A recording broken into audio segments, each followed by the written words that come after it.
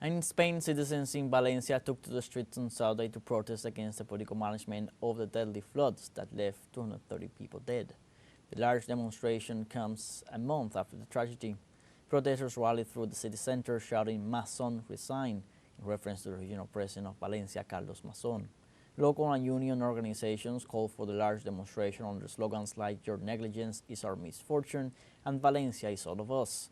The torrential rains that fell on October 29th resulted in a violent flood, water, and mud that overflowed several localities in the west and south of Valencia.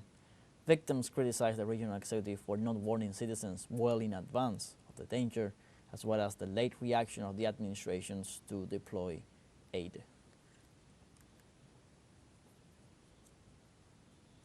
In Namibia on Saturday, top opposition presidential candidate Panduleni Itula said his party would not recognize the results of a controversial extended election marred by chaos and allegations of foul play. He made the comments shortly before polling stations closed on Saturday. Initially, election day was this past Wednesday, November 27th, but having a reduced number of polling stations led to very long queues and many people stepping away. Therefore, the election was extended until this Saturday, November 30th. The opposition candidate Tula of the Independent Patriots for Change Party is hoping to end 34 years of rule of the Southwest Africa People's Organization, SWAPO. Opposition parties have complained about the chaos and alleged voter suppression by the authorities in the face of a strong turnout for their ruling party's rivals.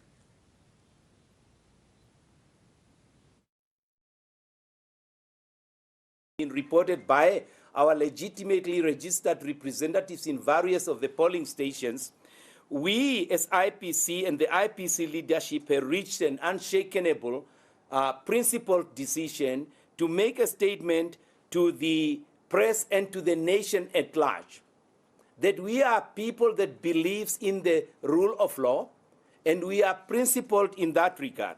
The IPC will not and shall not recognize the outcome of these elections, whether this outcome signals a win for the presidential candidate of the IPC, whether a win for the parliamentary seats of the IPC, whether they suggest a runoff because of the outcome.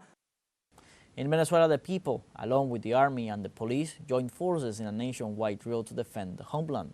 In what's called a civic military police union, participants were deployed nationwide for the defense of the country's sovereignty. In the states of La Guaira, Trujillo, and Caracas, among others, this joint force was mobilized to prompt its response capacity to any situation that may threaten stability and order in the country. Their task is to secure institutions and the Venezuelan people itself.